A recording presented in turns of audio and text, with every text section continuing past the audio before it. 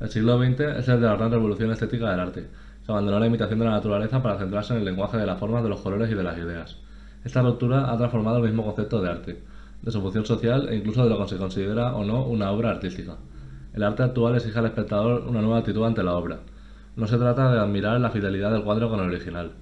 Los artistas esperan que el espectador se enfrente a su obra sin prejuicios y dé libertad a su imaginación para poder captar las realidades y los sentimientos que le transmite. Las dos guerras mundiales, los avances científicos y técnicos y los importantes cambios sociales han llevado a los artistas a plantearse de nuevo la función y el sentido del arte. Las relaciones entre forma y contenido se han invertido, y el arte se concibe no como una manera de reproducir el mundo, sino como un mecanismo para su interpretación. Algunos descubrimientos, como el microscopio, la fotografía o el cine, muestran con toda precisión la realidad. Como consecuencia, para muchos artistas la reproducción del entorno ha dejado de tener sentido y han indagado en los aspectos más ocultos del ser humano y de la naturaleza. Las nuevas tecnologías de la información y la comunicación, difundidas masivamente en el último tercio del siglo XX, han abierto nuevas dimensiones. Con el vídeo aparece el tiempo en la contemplación de la obra de arte, y con las posibilidades de la informática aparece la interacción entre la obra y el espectador. Estas formas preludian un nuevo arte que se está desarrollando plenamente en el siglo XXI. Las guerras y las grandes crisis del siglo XX han comportado que algunos artistas defiendan la necesidad de compromiso social del arte.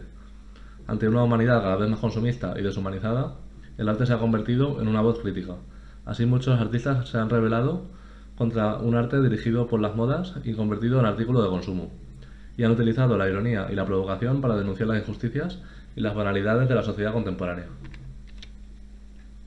En el primer tercio del siglo XX, la arquitectura rompió con el modernismo, de formas exuberantes y recargadas.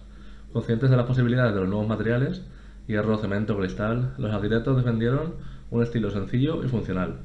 La primera gran corriente innovadora del siglo XX fue el funcionalismo, que se desarrolló plenamente en los años anteriores a la Segunda Guerra Mundial.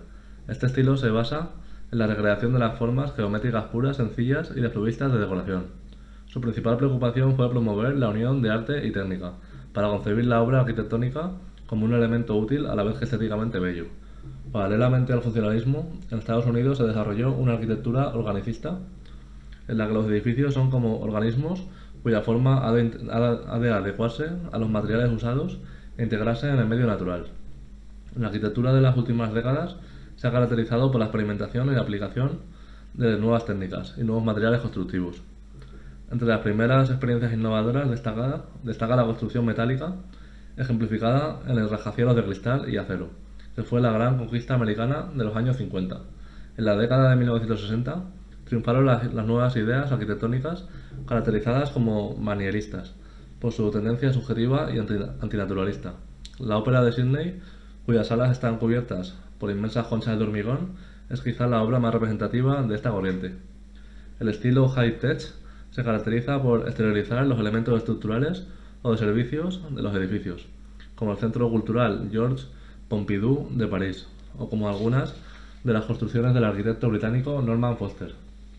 La combinación de elementos industriales y el diseño por ordenador hacen posible que los espacios y los volúmenes parezcan desordenados, dando lugar a la arquitectura deconstructivista.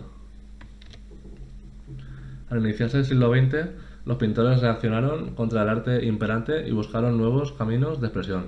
De ahí la denominación de vanguardias artísticas. Los artistas jóvenes de la época afirmaban que la pintura no era la representación del mundo visual exterior, sino de su mundo mental interior. Aunque a lo largo de la historia de los estilos artísticos encontramos muchos ejemplos de abstracción, conocemos como arte abstracto el que surgió alrededor de la segunda década del siglo XX. Este arte abandona la representación de figuras para concentrarse en el color y en las formas, que crean un lenguaje visual autónomo dotado de su propio significado. A partir de finales de la década de 1940, la tradición abstracta europea influyó en los artistas de Estados Unidos. En los últimos años la pintura ha seguido caminos diversos, herederos de la gran ruptura con el concepto tradicional de arte que significaron las primeras vanguardias del siglo XX y el nacimiento de la abstracción. La cultura visual contemporánea se ha enriquecido con multitud de nuevas propuestas en las que los artistas utilizan escenas y objetos de la vida cotidiana para crear sus obras. Es el nuevo arte de la sociedad de masas y del consumismo. También se han consolidado nuevas tendencias en las que la obra de arte deja de ser un objeto para ser contemplado y se convierte en una experiencia artística para provocar nuevas sensaciones y sentimientos y para despertar la conciencia crítica del espectador. Los escultores del siglo XX buscaron también maneras alternativas de expresar su subjetividad, apartándose del naturalismo imperante, introduciendo la abstracción y experimentando con nuevos materiales y técnicas. En España, durante la Segunda República, surgió una primera corriente arquitectónica racionalista, que quedó truncada por la guerra civil. El franquismo supuso el alejamiento de los estilos europeos más innovadores, pero a partir de 1960 se extendió un nuevo movimiento basado en la funcionalidad y el racionalismo. Y eso es todo. Un saludo.